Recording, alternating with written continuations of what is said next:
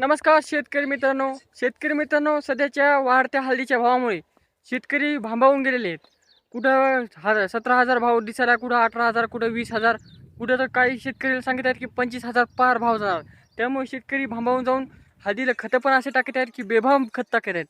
7 दिवस बी होईनात की म्हणजे दिवस उजडला की हळदीला नवीन खतं, दिवस उजडला की हळदीला नवीन ड्रिचिंग. शेतकरी मित्रांनो, इतकी बी गरज नसताना आपण जर बिनकामी त्यांना खाण्यात किंवा त्यांना रासायनिक खतं दिली तर त्याचा दुष्परिणाम होत असतो. आता तुम्ही पाहू शकता, आपली हळद आता 40 ते 45 दिवसाची. पाहू शकता किती नंबर 1 क्वालिटी आहे. हिला आपण फक्त 30 दिवस झाल्यानंतर एक ड्रिचिंग केली. आता काल परवा एकदा खत टाकले. खत बी काय लय भारी टाकले नाही, असं साधारण प्रकारेच खत टाकले, तरी पण आपली हळद एक नंबर आहे.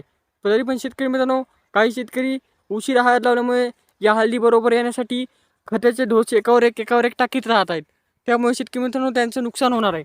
आता पाहू शकता, या नेमकेच हे खत पहिलं जिरायले, लगेच आपण दुसरं खत टाकलं की त्याला ओव्हरडोस होतो. आणि आपण जराशा गोष्टी पण होईनात तरी पण खत टाकल्यामुळे हे रासायनिक खताने जे काही जमिनीतले क्षार आहेत ते कमी होऊन किंवा मरून हळदीच्या खालच्या जे काही काहीच होत नाही, फक्त वर हळद वाढती.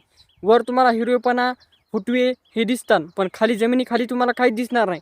कारण की जे काही तुम्ही खत टाकू ते खालचे जे काही मुळे आहेत त्या फक्त पांढऱ्या व्हायचं काम करीत आहेत आणि वाढीचं काम करीत आहेत. बाकी कोणतंच म्हणजे की जे जैविक खतं त्यांना आरामाने घ्यायला लागतात, ते प्रत्येक आरामी दिल्यानंतरच ते त्यांना लागू होतो.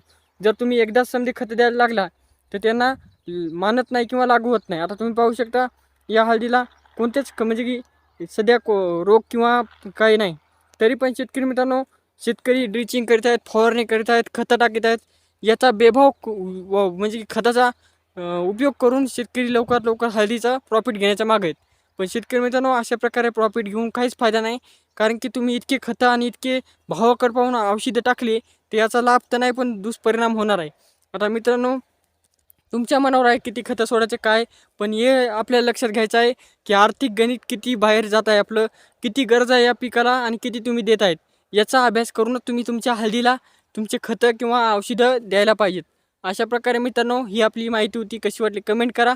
तसेच मित्रांनो, तुम्ही मार्केटचे सध्याचे भाव पाहत आहात, पण येणाऱ्या काळात काय भाव राहतील हे आपल्याला माहीत नाही.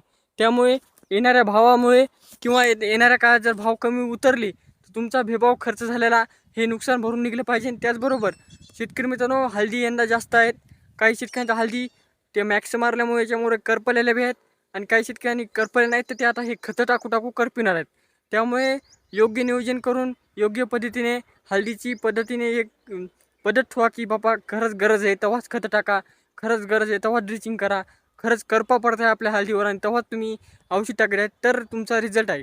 आणि जर तुम्हाला कोणतीच गरज नाही, सध्या हळद हिरवी गार आहे, तरी पण तुम्ही ढोसावर डोस टाकीत आहेत, 15 दिवस सोडून की हळदी खत, 15 दिवस सोडून हळदी खत, याने तुमचं नुकसान होणार आहे. हे तुम्ही लक्षात घ्यायचं आहे आणि योग्य ते पद्धतीने तुमचे खते किती टाकायचे आहेत. नवीन असा चॅनल सबस्क्राईब करा, ते लाईक करा. भेटूया नेक्स्ट व्हिडिओ, तोपर्यंत धन्यवाद.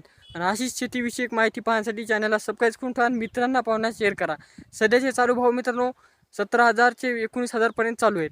पण सध्या मार्केटला व्हिडिओ चालू आहेत की 25 पार जाणार आहेत, 30 पार जाणार आहेत. सध्या काय गेले नाही, पण येणाऱ्या अवकळीवरून करणार आहे की हळदीचा भाव काय राहणार आहे. तरी पण आपल्याला लागेल तेवढंच खर्च करा. भेटूया नेक्स्ट व्हिडिओ, तोपर्यंत धन्यवाद.